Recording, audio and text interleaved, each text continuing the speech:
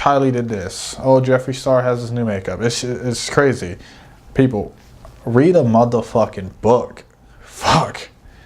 All right, we're on episode 14. If you notice something a little different, I don't have a guest or I don't have the co-host, Avalos, or Justin, as you guys should know. Because, well, I didn't feel like talking to anyone except for Justin today on the podcast. And also, if you didn't check out his latest video, he admits something that's quite dark, that's very serious, and I'm going to link it above. Go give him some love in the comment section on that video and support him.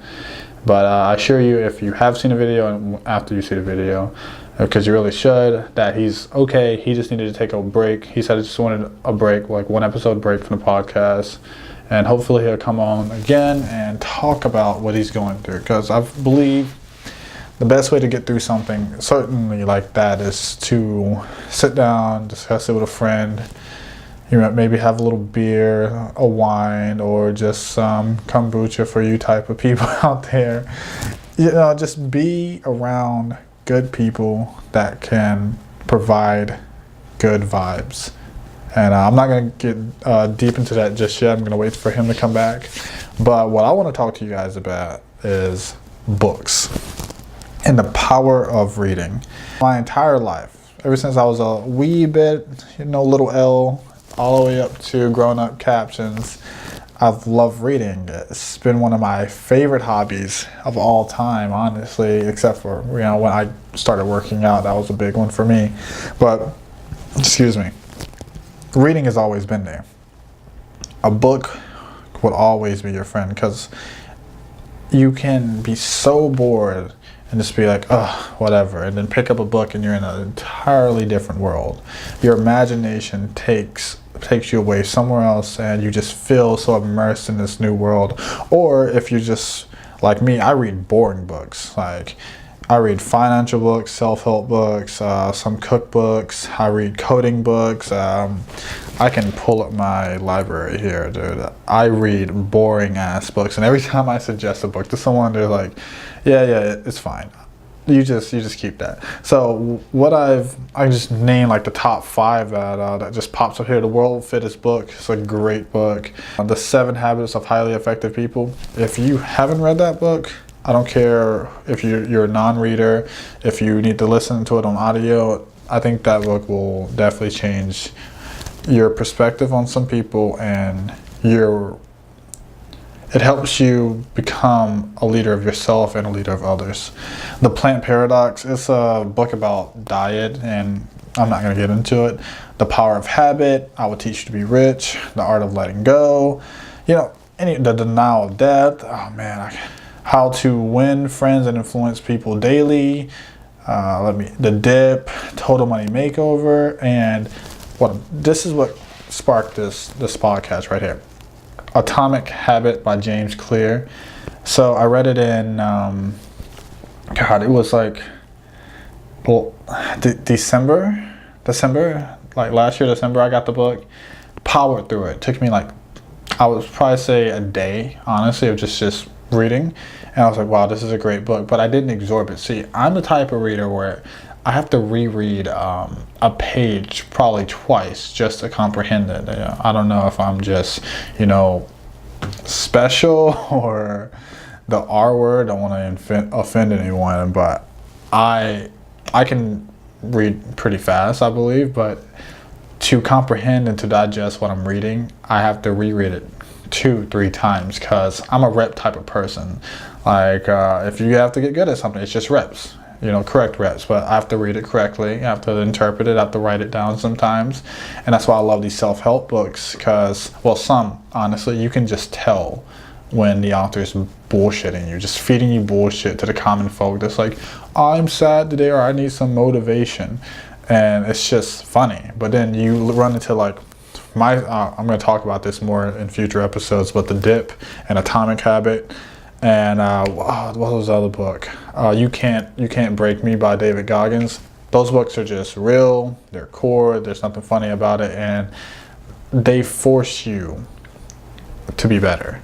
But anyway, I was going to buy this book, Atomic Habits, because if a book is great for me, if I just love it and I want to suggest it to someone, I want to give it to them. Because, you know, sending someone a book link or whatever and be like, hey, you really need to read this book, that's a little different. Because they're just like, oh, they can push it off and be like, okay, I'll get to it, whatever. But if you physically hand them the book, like, hey, I suggest this book, it's great, read it. Then they have a dust collector there, you know, where they're going to be looking at it and be like, okay, let me just read it. Let me go a few pages. They'll give it the old 30-page try. That's like my general rule for reading books. I give it 30 pages. If it's ass, it's ass. I throw that shit out. I just give it back, but I usually just throw that shit out. Anyway, I go to get this book, Atomic Habits by James Clear, and I wanted to go to Barnes and Nobles, but I'm like, oh, traffic's crazy right now. It's gonna be insane, so I'm just gonna mosey on down to Walmart and go pick it up, because Walmart has a book selection. I've seen it before. Driving down there, right, 10 minutes later, going to the parking lot, walk in, and then I can't find the book selection to save my life. I'm like, ended up in foods, and I'm like, okay, I always don't know where I'm at. I go to electronics, because usually it's by electronics, don't even see it. So I go to photo, and there's this old lady. I was like, hey, excuse me, ma'am, can you point me in the direction of the book selection? Like, I need and she's like, oh, it's right there. And she points, and let me just show you guys, like, you know, this is my little notepad. You could not fit, I would say, 100 of these in the book selection that they had. And I don't know if you can see how small this is. I was blown away that Walmart or whatever has completely forgot about their book section. Then it got me thinking. You know, I went down this whole, like, it just got me thinking. I went down this rabbit hole of like, why doesn't Walmart have a bigger book selection? So I'm a huge supporter of Amazon.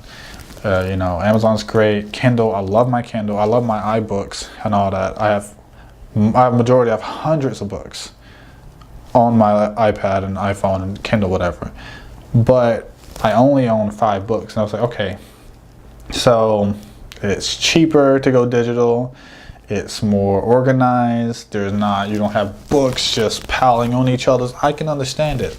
But I was thinking, it took me a long time to convert into or to transition into digital books. There was something about, you know, hearing that, or like, you know, that sound of accomplishment reading the book. Eating away page by page and knowing that you see the end instead of like swiping up. And then I started thinking, oh, the swipe feature. Everyone is on their phones these days. So, you know, book, I don't know, the market of books, whoever digitized those, was like, hey, let's put them on phones so people can do this. Boom. And then, you know, they start swiping and all that other stuff. It's easy to share the book. You know, I think it's cheaper to make. It's, you know, less paper, less damaging to the ecosystem. I don't fucking know. That's why they did it. So that's positive. I like that. I was liking where I was letting myself get to. Then I was like, okay, so the pros are there. Where's the cons? Who in your right mind? You have all these distractions with this damn device. Email, text, calls. It's so powerful. You can run businesses through this whole thing, but you also have some anchors and chains with this, such as Instagram, Facebook, Tumblr, Twitter, Periscope. I can name some more. YouTube's one, because I catch myself watching so much YouTube. But anyway, I'm just listing off the distractions you have from reading the book that's on your phone. So you pick up something that's, you know, hard copy, there's no internet connection. There's no, oh, hold on, let me read this page and let me minimize it and check my Facebook, or someone just texts me and texts about it and completely forget to pick up on the book. You minimize that distraction with a physical book. Or you don't have the discipline to just read the book on your phone. And I feel like the majority of people don't have the discipline for that. Because you can see, like, there's studies of how much people spend time on social media, glamorizing their life and only showing the highlights and not the struggles and all that. And you know what would be a funny thing? I really wish, You know what? No, because that'll go wrong. I was gonna say like someone made a social media that highlights the struggles or whatever, because everyone thinks everyone's just famous, or everyone has a from Monday to Sunday and rinse and repeat a good day, because they're always posting pictures. It's like, oh, welcome Sunday and all this other stuff. Oh, great, you know, man crush Wednesday or Monday, whatever. I don't even know. What I'm getting at, I think it's very sad that we've allowed ourselves to forget about a hard copy book and to shrink the size of books printed because they're accessible on the hardware that we have. But you got to think about this. This in your hand, and you're in a controlled environment. I'm going to say controlled because sometimes people yell and it breaks your concentration of a sentence. That's me. I can't read in a room full of people. Can't do it. But this has 0 distractions. This has thousands. Like so many. It's crazy. But I don't know. That's me on my soapbox today, because I didn't get my damn book because Walmart failed me, and I didn't want to drive 30 minutes to Barnes & Noble, but I'm going to drive there tomorrow just to pick this damn book up so I can physically be like, hey, you read this. It's amazing. And put some pressure on somebody. But hey guys, please let me know what you think about this. Do you believe that we should start printing more books because the amount of distractions that's on this damn thing? My closing statement. How many days or how many times a week are you suggested a meme, or someone sends you a meme or sends you a video, or is like shows you this picture or sparks this conversation of, how many times does that happen to you? Does someone suggest a meme, a link, they share something to you that's not educational? You know, memes are not educational. We can agree on that. And fake Twitter news only clouds your brain, right? Clouds your brain. So how many times do you get those notifications or people sharing that and all that? And then think about this. How many times has someone suggested a book this year? Just this year. Comment in the section below, please. I want to know. Because I've had some great books. Some people suggest great books for me and all that, and I've suggested books to them, but the majority of my friends, I think like three people have suggested books. But people that I work with and that I interact with daily, that I have to interact with, they're always showing me memes, always sending me videos, always laughing about this, always gossiping about that, always keeping up with the Kardashians here, following them there. Oh, Kylie did this. Oh, Jeffree Star has this new makeup. It's crazy. People, read a motherfucking book. Fuck.